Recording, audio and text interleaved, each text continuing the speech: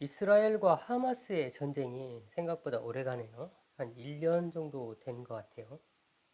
음, 하나님께서 이스라엘이란 나라를 선택하셔서 가나안이라는 곳에 콕 찍어서 내가 준 땅이다. 거기를 벗어나지 말라. 이렇게 말씀하셨거든요. 그 땅 지형이 참 희한해요. 사방에 이스마엘의 후예들이 둘러싸고 있고 한가운데 있으며 왼쪽으로는 지중해가 있어요. 바다가 있어요. 도망갈 곳도 없는 곳이에요.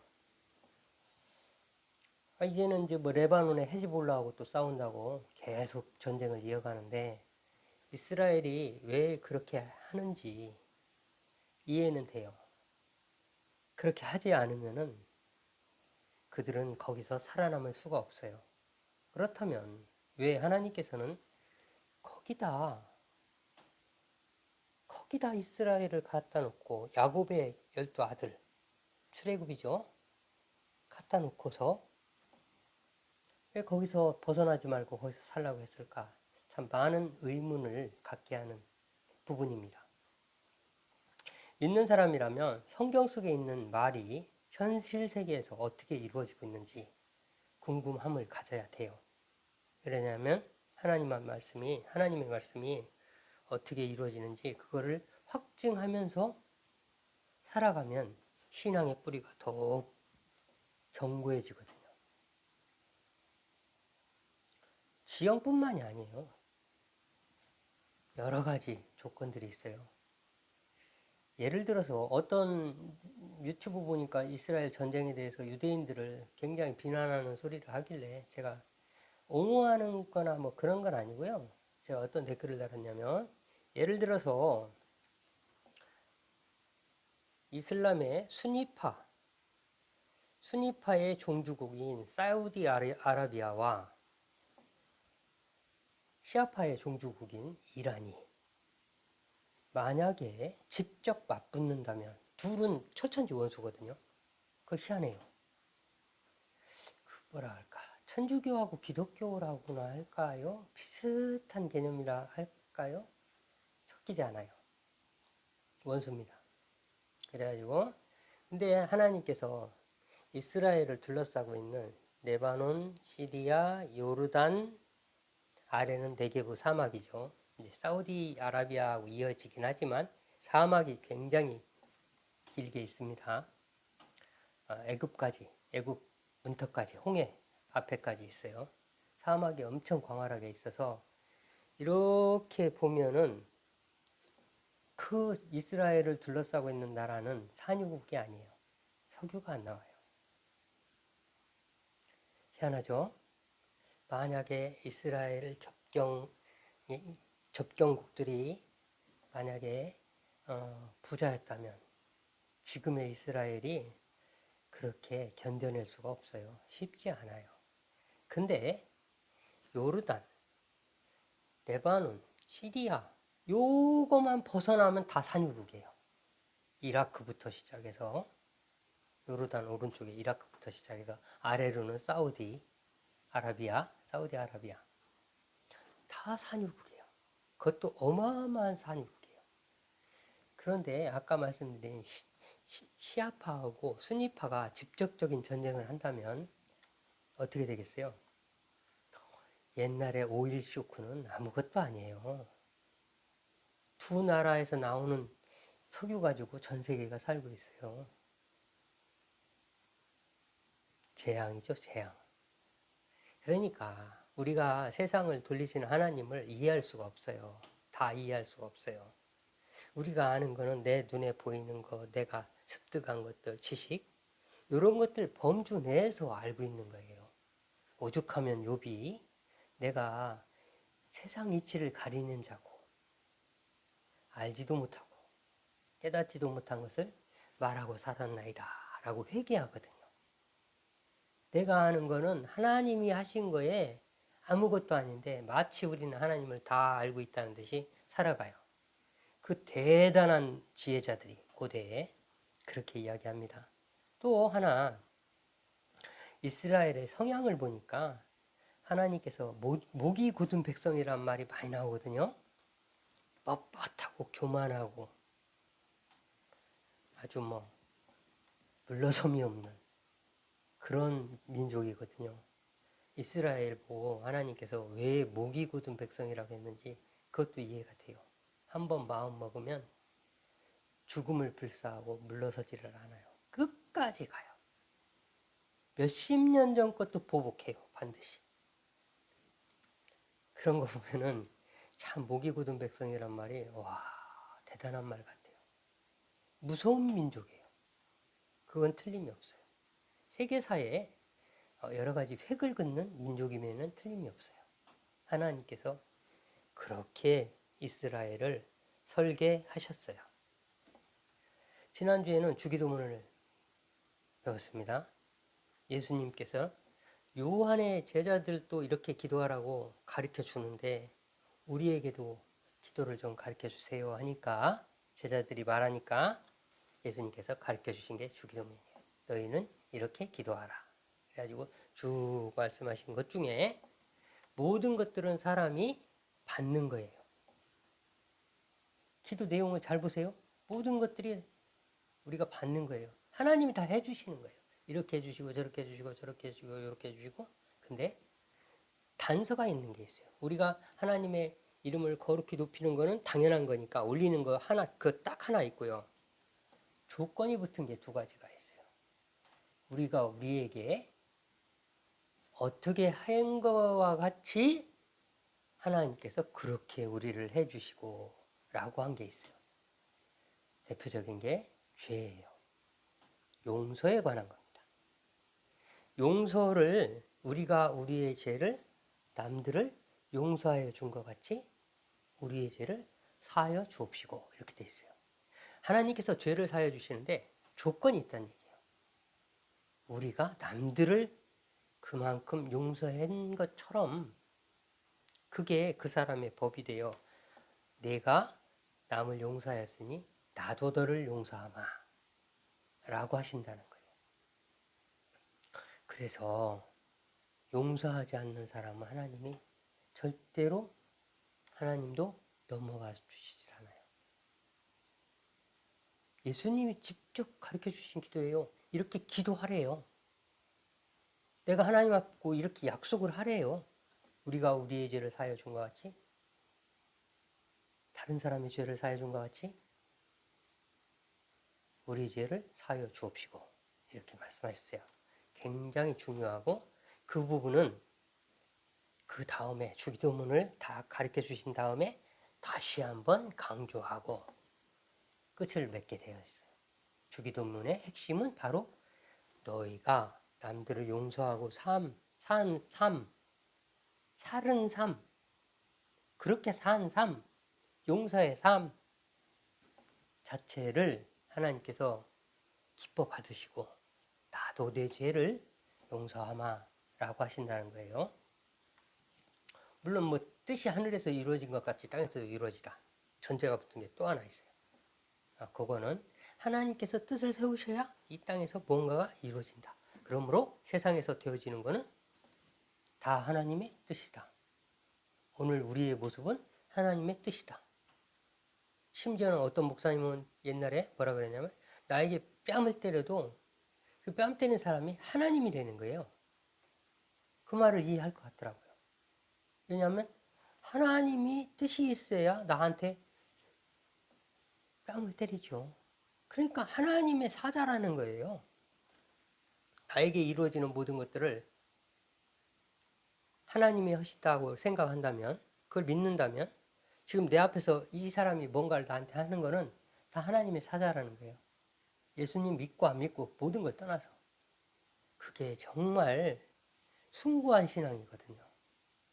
저도 그런 신앙이 되었으면 좋겠다. 우리 모두가 그랬으면 좋겠다 하는 마음을 가지고 있어요. 선한 사람은 하나님 나라의 선한 사람은 늘 고난과 핍박이 따라요.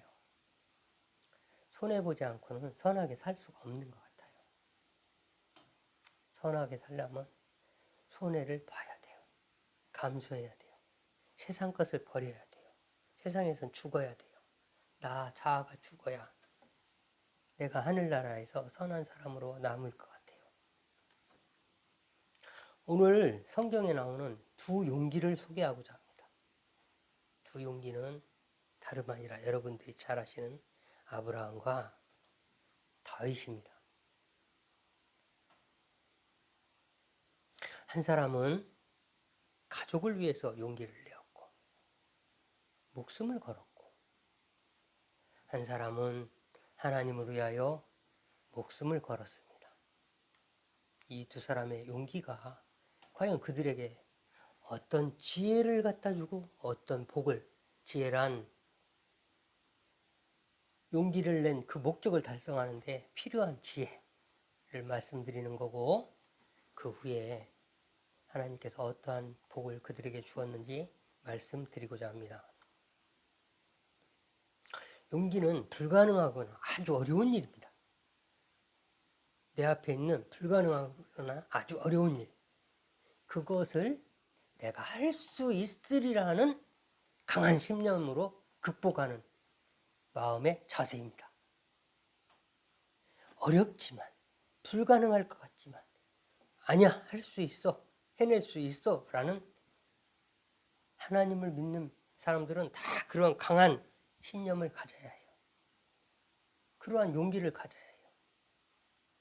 다윗도 아들 솔로몬에게 유언으로 너는 사나이 대장부가 되라, 담대해라, 하나님이 함께하고 있다면, 그거를 믿는다면 용기를 내라 라고 유언했어요. 모세도 여호수아에게 유언하기를 강하고 담대하라입니다. 하나님을 믿는 사람들은 강하고 담대해야 돼요. 왜? 내가 하나님을 믿고 있다는 그 증거예요. 하나님이 나와 함께 하시다는 그 믿는 증거예요. 내가 그걸 믿고 있다는 증거예요. 그러므로 우리는 용기를 내야 돼요. 세상 가운데서 나태하거나 뒤로 물러서거나 낙담하거나 좌절하지 않고 하나님을 의지하여 그분이 전지전능하시다며 우리는 용기를 내야 돼요. 창세기 14장에 아브라함이 어떤 소식을 듣게 돼요. 지금 소돔과 고모라가 멸망당하고 전쟁에 완전히 패해가지고 왕들이 다 도망가고 롯도, 조카 롯도 잡혀갔다고 이렇게 누군가가 전해줬어요. 그 성경에는 뭐라고 되어 있냐면 도망 나온 자가, 그 전쟁에서 피한 자죠. 자, 시날이라는 그 아까 얘기한 이라크, 이란과 이라크가 있는, 지금 뭐 정확히는 이라크예요. 이라크가 있는 곳인데 그곳에서 고대에 5 왕이 있었어요. 그돌라오멜이라는 왕과 4 왕이, 그땐 도시국가죠. 한 도시마다 국가예요. 왜? 지금은 뭐 통신이 있고 차가 있고 그러니까 관리가 가능하잖아요. 얼마든지. 그렇게 되지만 옛날 고대 사회는 걸어서 다닐 때는 100km, 200km 떨어진데 아무리 우리나라면 뭐예요? 거기서 그 사람들끼리 살아가고 있는데 나라가 아니죠. 통제가 불가능하잖아요. 그래서 도시국가 5개가 있는데 그 중에 그돌라오멜 왕이라는 사람이 소돔과 고모라 왕이 12년 동안 조공을 바치다가, 먼 데 있잖아요. 떨어져 있잖아요.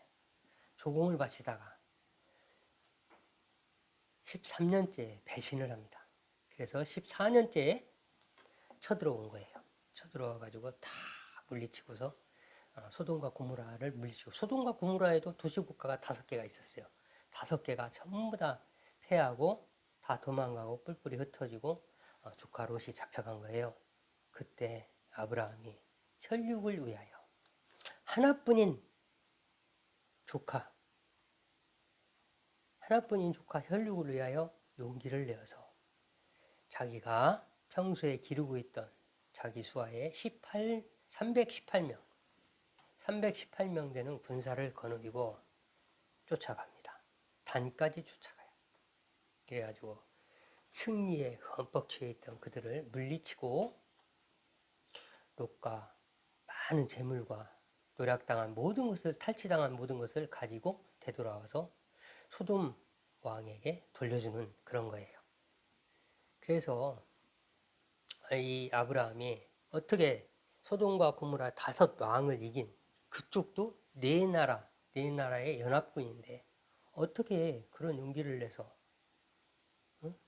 물론 이제 아까 얘기한 대로 이제 동기는 조카 때문이죠. 하나뿐인 혈육 때문에 용기를 냈는데 가가지고 어떻게 전쟁을 이겼을까? 어떤 지혜가 그에게 있었을까? 성경은 뭐라고 얘기하냐면 그 전쟁을 이긴 지혜를 간략하게 표현합니다. 그의 신하들을 신하라는 왕이 이제 부리는 저기 아랫사람 신하라고 하니까 가신. 아브라함은 임금이 아니었으니까요.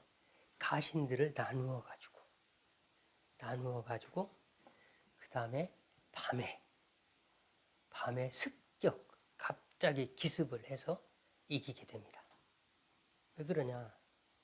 자, 고대 사회에 밤이라는 거는요, 때에 따라서 달이 어떻게 뜨냐에 따라서 완전히 칠흑 같은 어둠일 수가 있어요. 하나도 안 보이는, 거기에다가 흥에 겨워서 날이 밝을 때 불을 피워놓고 늦게까지 먹고 마시고 즐겼을 거 아닙니까? 술에 다 취해 있었을 거 아니에요.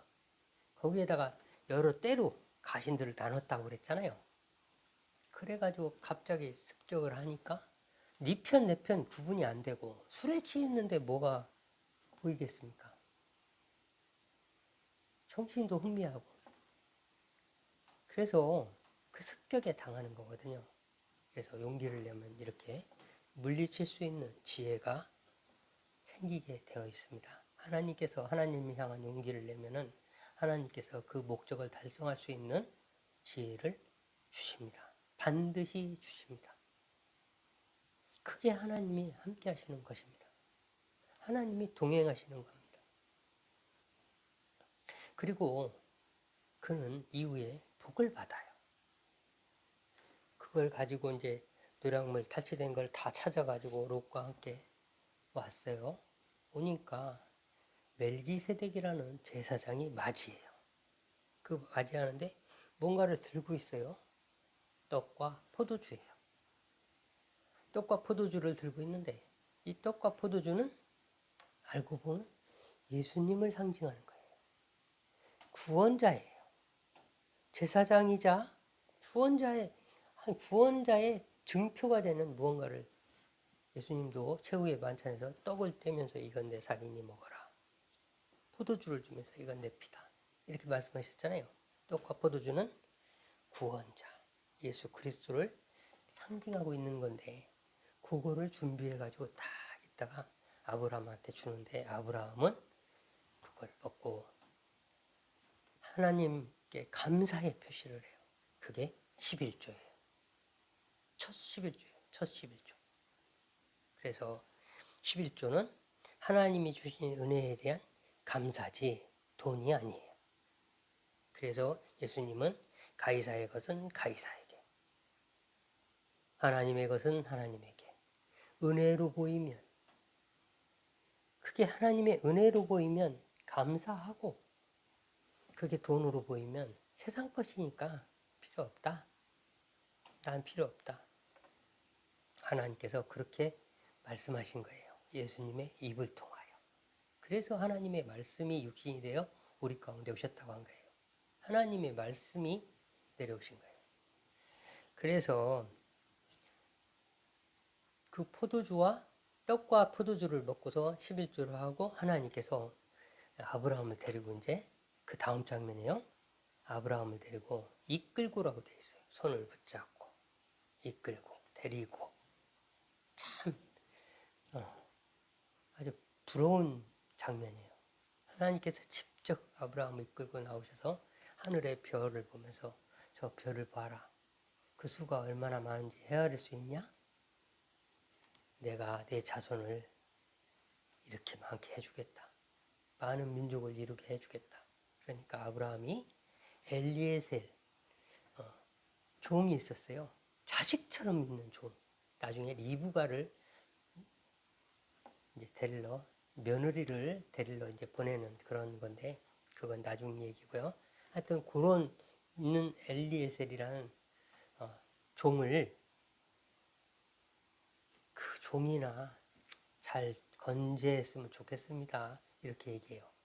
그러니까 아니다. 네 몸에서 날 자라야 내가 네 자손이라 하리라. 이렇게 말씀하세요. 오, 놀라운 하나님이 약속을 해주세요. 네 몸에서 날 자. 그리고 몸에서 나는 사람이 이제 자기 몸에서 나는 부인은 얘기 안 했잖아요. 그래서 이스마엘이라는 사람을 얻고 14년 있다가 하나님께서 이제 100세 이삭을 주게 돼요.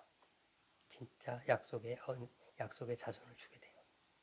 이런 과정을 통해서 아브라함을 굉장한 복으로 이끌어 가세요. 조카를 구하러 간 그 용기가 많은 재물을 전쟁에서 잃었던 것을 되찾아오게 하고 하나님의 제사장을 만나게 하고 구원자의 증표가 되는 떡과 포도주를 마시게 하며 11조를 드리고 그 다음에 약속이 이어지고 이렇게 해서 그 멜기세덱이 만나는 그 기점 있잖아요. 그 기점이 아브라함이 진짜 믿음의 조상이 되는 시작점이 돼요. 그 다음에 또 한 사람 다윗을 소개하고자 합니다. 다윗은 2세의 아들이에요. 8명의 자식이 있었는데 8번째예요. 막내예요. 목동이었어요. 목동이었는데 어느 날 아버지가 전쟁에 나간 너희 형제 3명, 형님들 3명이 전쟁에 나갔거든요. 그래서 위에서 엘리압부터 시작해서 3명이 전쟁에 나갔는데 그 형제들이 잘 있는지 보고 증거를 가져와라. 증표를 가져와라. 이렇게 얘기를 해요. 아직 어려가지고 그 사람이 작은 사람은 아니에요. 작은 사람은 아닌데 아직 어려가지고 아버지가 믿지를 못하고 그 증표를 가져오라고 해요. 그래서 심부름을 갔다가 어떤 장면을 보게 되냐면 블레셋에 골리앗이라는 사람이 나와가지고 하나님을 막 욕을 하고 너희 하나님 능욕하는 말들을 막 쏟아내는 그 장면을 목격하게 돼요. 다윗의 마음에 하나님을 향한 분노가 올라왔어요. 그래서 도대체 이 사람이 누구길래 이렇게 하나님을 능멸하냐. 이 사람을 만약에 내가 이긴다면 어떤 상이 기다리고 있냐 물어보니까 그 군사들이 얘기를 해줘요. 임금께서 이렇게 하고 뭐 임금의 딸도 줄 거고 이렇게 얘기를 해요. 그러니까 형이 듣고 있던 다윗의 형이 엘리압이 막 뭐라고 해요. 내가 네 마음을 안다. 교만한 사람 같으니라고 이렇게 얘기를 하면서 별로 안 좋아해요. 다윗을.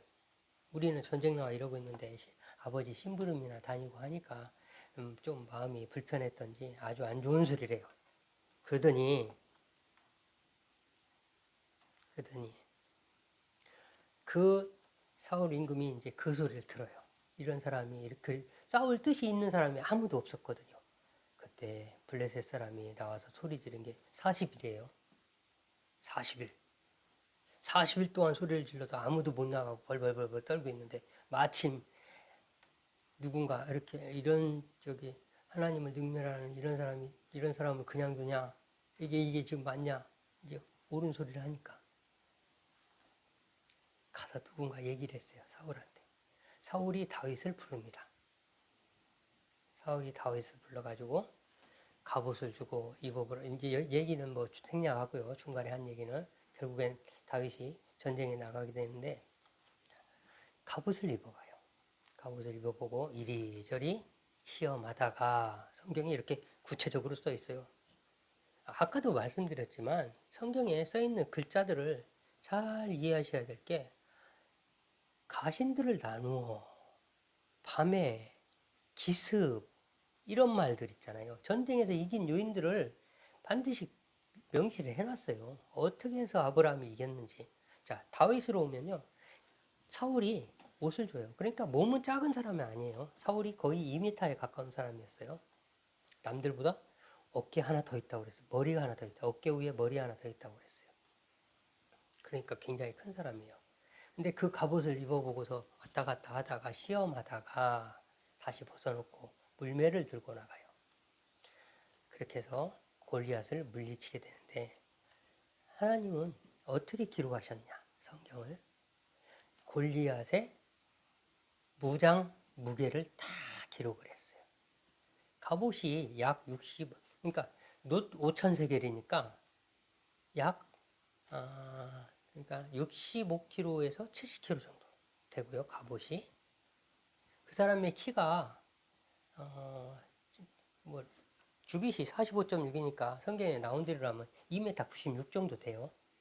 2m 96 정도 이렇게 되고요. 그 다음에 갑옷이 한 60에서 70kg 되고 그 다음에 창끝이 창날 있잖아요. 창 던지는 건 배틀각 자루는 배틀 같고 창 끝에 뾰족한 데가 이제 금속이 있을 거 아니에요. 철이에요. 철 600세겔. 그게 8kg, 9kg. 끝에만 창 끝만 이렇게 된다고 써 있어요. 말하자면 왜 이겼냐? 자, 다윗이 얼마나 둔한 사람, 아니 골리앗이 얼마나 둔한 사람이었는지 힘은 세지만 크고 힘세지만 얼마나 둔한 사람이었는지 자기 몸도 방패로 막을 수가 없어서 그 앞에 방패를 한 명이 들고 있었다고 그랬어요. 성경이 그렇게 정확하게 묘사했어요. 구체적으로. 그러니 몸이 빠른 사람을 못 당하죠. 다윗은 그걸 본 거예요. 자기가 이길 수 있는 걸 본 거예요. 그 사람에게 하나님이 그걸 보여준 거예요. 그 사람에게 그런 지혜가 있었던 거예요. 하나님을 향한 용기를 내었더니 그게 보인 거세요. 다윗 골리앗의 약점이 보인 거예요. 저 사람은 방향 트는 것도 쉽지 않아요. 그러면 나한테는 뭐가 있어요? 정확한 물매 던지는 기술이 있었던 거예요. 성경 예배 끝나고 한번 다윗의 물맷돌이라고 한번 유튜브든 뭐 찾아보시라. 우리가 상상하는 물매가 아니에요. 이게 원심력이라는 게요. 얼마나 철판도 뚫어요. 실제로 유튜브에서 사람들이 시험을 하는 게 나와요. 저도 우연히 봤어요. 그러면서 내가 그걸 깨달은 게 뭐냐면 아 그러네. 골리앗을 이길 수 있었던 게 가벼웠기 때문이네. 골리앗은 몸에 무장한 무게가 90kg 가까이 됐어요. 90kg. 그거를 자기 몸도 2m 90 넘는 사람이 90kg 넘는 철 무장을 하고 있으니 그 몸을 움직이는 게 안 되네. 쉽지 않겠네. 라는 생각이 들어서 과연 하나님께 하나님을 향한 용기를 내었더니 지혜를 주셨구나. 다윗은 그걸 봤구나. 골리앗의 약점을 봤구나. 이길 수 있다는 확신을 가지고 그 사람은 그렇게 행동한 거네. 라는 생각이 들었어요. 그렇다면 하나님이 주신 골리앗을 물리친 지혜가 그거였다면 그러면 다윗이 받은 복은 뭘까요? 다윗은 그날 이후로 사울은 천천히요. 다윗은 만만이라. 백성들이 다윗을 막 찬양하니까 사울의 시기가 올라와서 다윗을 죽이라고 그래요. 그럼에도 불구하고 그는 왕이 되기 전에 이미 백성을 얻었어요. 백성을 얻었어요. 왕도 되기 전에 그의 백성들이 생겼어요. 그를 믿는 사람, 그를 추종하는 사람들이 생겼어요. 사울은 그냥 아버지의 노새를 찾으러 잃어버린 암나귀를 찾으러 돌아다니다가 하나님께서 지도자를 삼았다고 그랬어요. 사울은 왕 삼았다고 안 했어요. 성경에 왕 삼았다는 얘기 없어요. 기름 부으면서 지도자 삼지 아니하였느냐 여호와께서 이렇게 이야기해요. 근데 다윗은요 기름을 부어요. 기름을 똑같은 기름이 아니라 다른 기름을 부어요. 뿔라팔 같은 뿔병인가요? 다른 병에 담긴 기름을 붓고 그 병이 한 2배는 들어간대요. 일반 병보다 기름이. 그러니까 머리끝에서 발끝까지 흡족하게 기름을 부어요. 그리고 임금을 삼아요. 왕을 삼아요. 하나님께서 왕이란 이름 말을 명시를 하고 그 다음에 유다가 또 한 번 기름을 붓고 전 유다가 왕을 삼아요. 헤브론에서. 두 번째 기름 붓고 왕을 삼고 세 번째 남북이 통일될 때 이스라엘과 북이스라엘과 남유다가 통일될 때 장로들이 모든 지파의 장로들이 그에게 기름을 붓고 왕을 삼아요. 그러니까 백성도 백성의 지도자인 장로들도 그 다음에 하나님도 다 기름 부은 이스라엘의 유일한 왕이 되는 거예요. 그 기초가 블레셋과의 싸움부터 시작했어요. 그 토대가 거기서부터 시작했어요.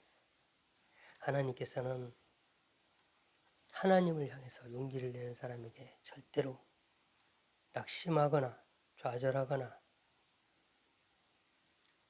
굴복당하지 않게 뒤에서 든든한 힘이 되어주세요. 하나님을 믿는다는 사람들을 남들 앞에서 무너지게 하지 않아요. 우리는 그런 하나님을 믿고 있는 거예요. 그리고 그 믿음을 가지고 용기를 내는 것이 나에게 예수 그리스도가 있노라, 나에게 하나님이 있노라 하는 것을 밖으로 드러내는 확증이에요.